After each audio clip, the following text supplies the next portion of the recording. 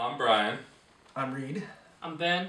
And we are Enter the Paradox. What brought us together was we met through mutual friends that had similar music styles, so we kind of hung out a couple times and, you know, talking about what we like music-wise, what they like music-wise, and just seemed like a perfect fit. So I've been in the band about a year. And Reed has been in the band about 2.5 years? About 2.5, 3 years. We just met through mutual friends and a bunch of different genres. We were like, what if we just kind of mesh these all together? And it seems to be kind of working. What inspires me about Enter the Paradox, I grew up just listening to pop punk and metal and just all these different styles, and I've played in a couple other bands, but never really found like a home that allows me to play every single style all in one. And it's just refreshing. Like the first time I hung out with Brian and he played me the tracks and he asked me if I wanted to be in the band, there was like absolutely no hesitation. It's been a pleasure to have actually learn all these different time signatures, and the inspiration behind it is challenging myself, to hearing a song like Not Quite Baroque. And that thing is all over the place, but yet we have it nailed now. Yeah, it's just the little technicals, getting the specifics. This is the fun one for me, for sure.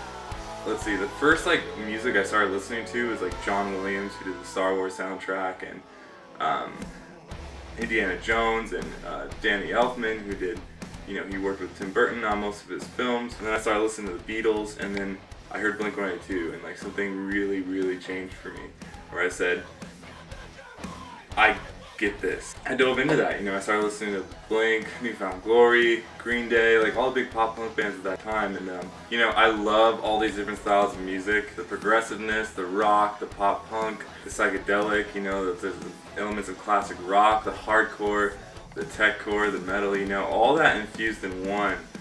It just expanded so much for me, and I said, okay, there's so much more that can be brought to this music and to this scene than where it's just at right now. No barriers, no walls, no will this sell, will this sell? It was just no, it's just bring all those things together, do all the things you shouldn't do with music and just do it. And that's how Enter the Paradox started. It was just freedom.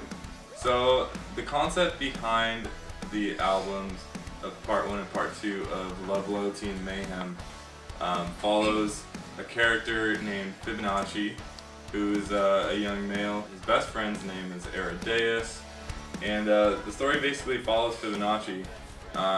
He's just getting out of many relationships where they're just not working out, and he feels like he'll settle for anything. He'll settle for scavenger heart. That's where he's at right now, and he's saying he will not settle for less than that, and that's kind of what Sweet Intentions is all about, and that's the first single on the album. And in that song, it's also introducing Aridaeus, who's his best friend.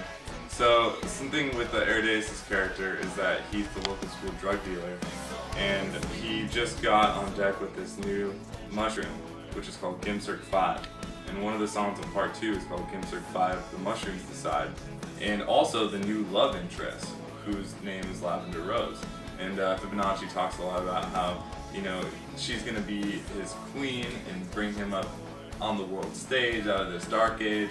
A lot of visual lyrics. Basically, a series of events happens, and Fibonacci figures out that Lavender Rose might not be faithful to him, figures out that she's getting with his best friend, and all this stuff goes down, and basically Fibonacci goes to find a solution, and his therapist invites him to go to this meeting called Traitors Anonymous, for anyone who's ever felt betrayed or been betrayed, and it's like a 12-step group. And he goes to this, and there he finds a man named Cleaver, and Cleaver is Fibonacci's new savior, basically.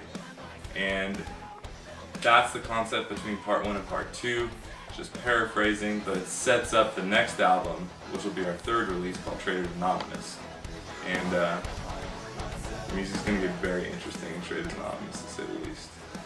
Time for us to say goodbye, guys. Bye.